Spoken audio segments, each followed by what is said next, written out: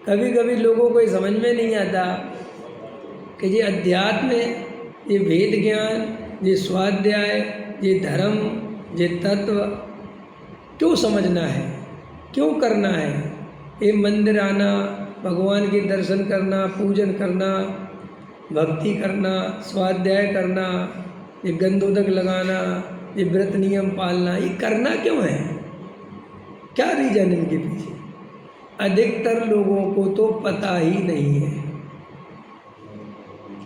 90% लोगों को पूरी तरह पता नहीं है कि कौन सी क्रिया हम क्यों कर रहे हैं। ये गारंटी है मेरी, 90% आदमी नहीं जानता। देखो, जो अन्नमती हैं, अन्नमतियों के यहाँ भगवान की पूजा भक्ति करना, पहाड़ चढ़ना, वैष्णो देवी जाना, कहीं भी जाना, बहुत सरल है ये बात समझाना कि वे लोग क्यों करते हैं। देखो, उनके यहाँ ईश्वर कर्तावादी है, उनके सुख दुख को करने वाला ईश्वर है। तो सीधा गणित है, ईश्वर की भक्ति पूजा पाठ करोगे तो ईश्वर तुम्हारे दुख मिटा देगा, परमात्मा तुम्हारे दुख मिटा देगा। और अगर तुम ईश्वर की भक्ति नहीं करोगे तो वो तुम्हें दुख देगा। बिल्कुल सीधा गणित। तो उनके यहाँ पूजा पाठ भक्ति, अब जो आएंगे ना नवरात्रि तो उपवास करेंगे, उनका उपवास भी सीधा है। प्रसन्न हो जाएंगी देवी जी, तुम्हारे मन का पति मिल जाएगा, तुम्हारी दुकान चल जाएगी, गणेश जी आए थे तो तुम्हारा बढ़िया मंगल हो जाएगा। माने वहाँ बिल्कुल सिस्टम बिल्कुल सेट, वहाँ एकदम सौदे जैसी बात है। भगवान की पूजा भक्ति करोगे, भगवान खुश होगा, तुम्हारे बिगड़े काम बनेंगे। जैन धर्म इस मान्यता को खंडित करता है, वो नहीं मानता। जैन दर्शन बिल्कुल नहीं मानता कि ऊपर कोई परमात्मा ऐसा बैठा है जिसकी पूजा पाठ भक्ति करना बहुत ज़रूरी है, और अगर तुमने नहीं करी तो तुम्हारे लिए दुख मिलेगा, ये मिलेगा। ये अपनी मान्यता बिल्कुल नहीं है। फिर भी चूँकि वो मान्यता समझना और समझाना बहुत आसान है, और बहुमत उसी मान्यता का है। बहुमत उसी मान्यता का है कि नहीं? चाहे अजैन कोई सा भी हो, किसी भी जाति का हो, लेकिन उसके यहाँ मान्यता बराबर है। किसी के यहाँ अल्लाह करता है, किसी के यहाँ राम करता है, किसी के यहाँ गॉड करता है, किसी के यहाँ कोई, लेकिन करता कोई और है। ये बिल्कुल कॉमन फैक्ट है। लेकिन जैन दर्शन में ये बात नहीं है। लेकिन जैन दर्शन में बात तो नहीं है, लेकिन जैन ही रहते तो उन्हीं के साथ है। तो इसलिए जैनियों पे उनका प्रभाव पड़ना बिल्कुल स्वाभाविक था।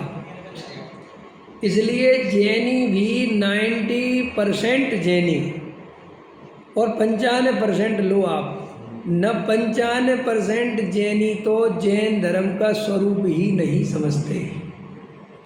वे तो जैन धर्म को भले ही पूजा महावीर की करते हैं, पारसनाथ की करते हैं, लेकिन उसी मान्यता पूर्वक करते हैं।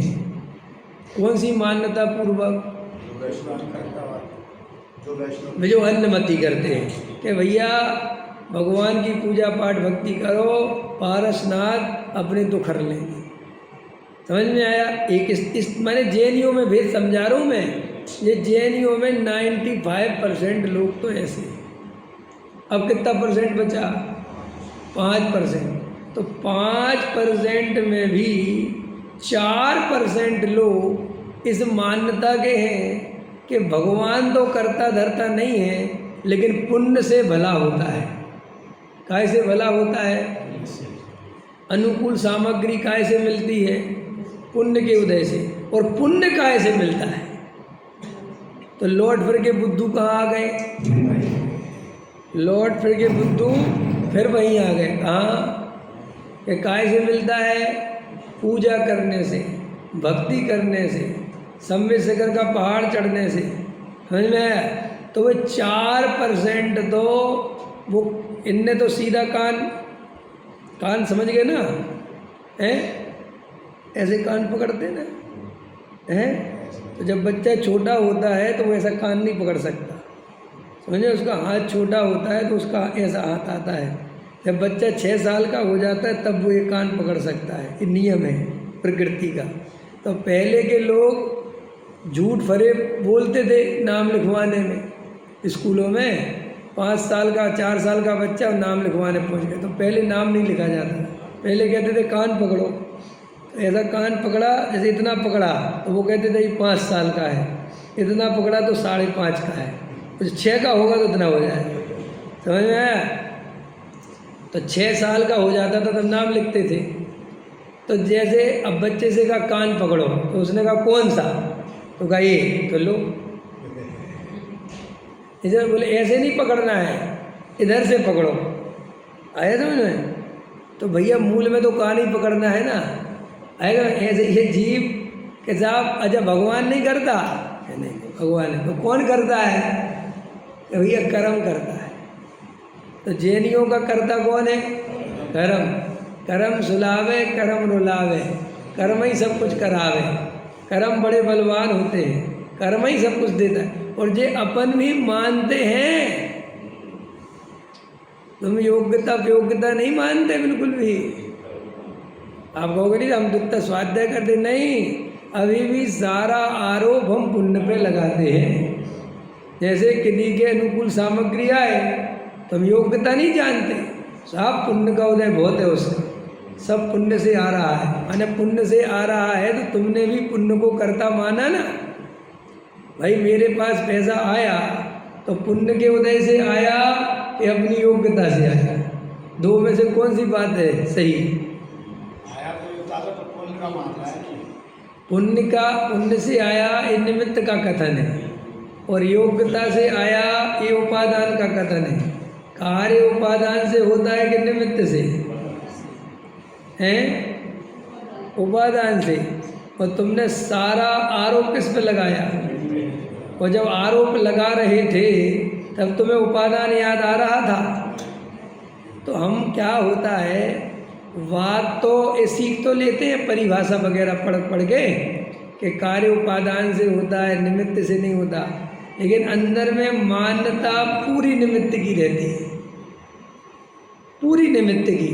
तो हमारे अंदर पूरा दिमाग में मिथ्यात्व चलता है कि पुण्य के उदय से सामग्री मिलती है। और पुण्य कहाँ से मिलता है भाई? पुण्य का गणित क्या है? पुण्य मिलता पूजा पाठ भक्ति से, दयादान से। समझ में आया?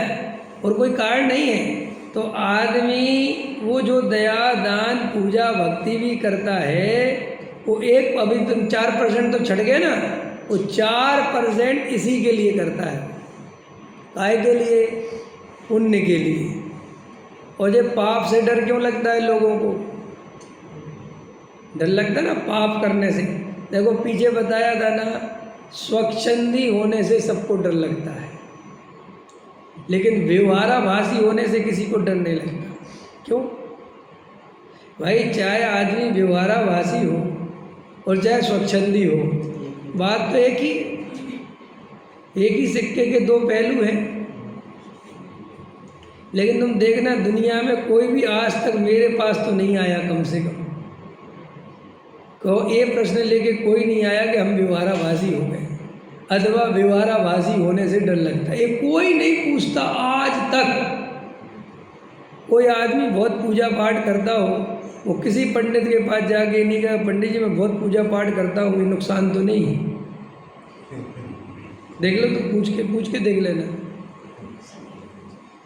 लेकिन कोई आदमी पूजा पाठ नहीं करता तो वो जरूर आएगा ये पूछने के लिए, पंडित मेरा पूजा में यार मन नहीं लगता, या मैं पूजा में नहीं जा पाता यार, ये तो बहुत ऐसा लगता स्वच्छंद तो नहीं हो रहा है। तो पूजा करना या पूजा नहीं करना, इसमें तुमने जो भेद डाला है, और पूजा करने वाले को तुम सही मानते हो और नहीं करने वाले को गलत मानते हो, तो उसका आधार क्या है? आपने किस आधार से सही गलत का निर्णय लिया? आपका पूरा आधार केवल पुण्य और पाप है। क्योंकि गहरे में गहरे हम पुण्य को अच्छा मानते हैं, हम गहराई में पुण्य को भला मानते हैं। हमें पुण्य करने में कभी भय नहीं लगता, पाप करने में भय लगता है। उसका कारण है, पाप से भय क्यों लगता है बताओ भाई? पुण्य और पाप में आपको पाप करने से भय लगता, पुण्य करने से क्यों नहीं लगता? हैं? बस क्योंकि आपके अंदर एक मान्यता सेट है कि पाप का फल बुरा है और पुण्य का फल कहते तो हैं कि बुरा है, लेकिन पुण्य का फल कोई बुरा नहीं मानता।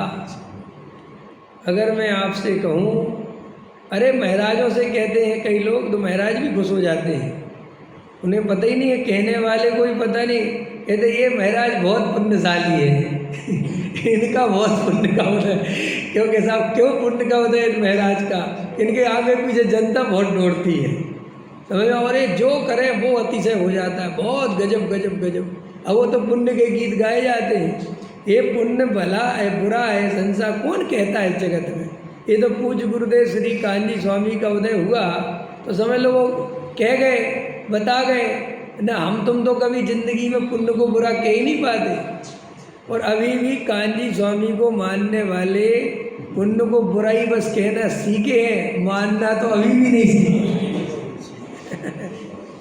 और खेल तो मान्यता का है। खेल तुम्हारे बोलने से क्या होता है? बोलना तो दो कौड़ी का है, तुम्हारे अंदर जो मान्यता है असली जड़ तो वो है। समझ में आया? तो वो पुण्य में वो बुद्धि पड़ी। तो मैं तो क्या समझा रहा था कि ये दया दान पूजा पाठ भक्ति ये कोई सम्यक दर्शन के लिए नहीं करता, ये कोई देव शास्त्र गुरु की बहुत महिमा आ गई इसलिए नहीं करता है।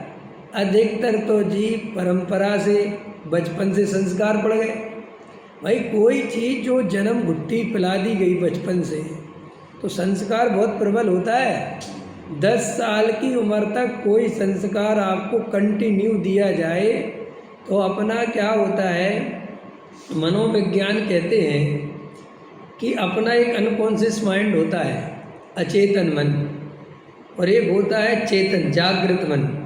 तो जो अनकॉन्शियस माइंड बोलते हैं उसको, वो 10 साल की उम्र में सबसे ज़्यादा जागृत रहता है, 10 साल की उम्र तक। और जो चेतन जो जागृत मन है वो सोया रहता है। इसलिए जो छोटे बच्चे होते हैं उनको जितने जल्दी ध्यान चीज़ें याद रहती हैं, जैसे उनको आप रटाओ कोई चीज़ तो वो जितनी तेज़ी से रट सकता है उतनी तेज़ी से तुम नहीं रट सकते। वो जितनी जल्दी छेड़ाला याद कर सकता है तुम नहीं कर सकते।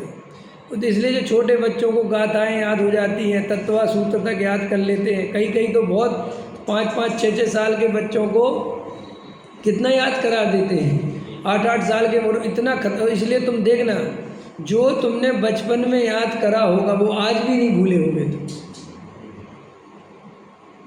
देखना तुम।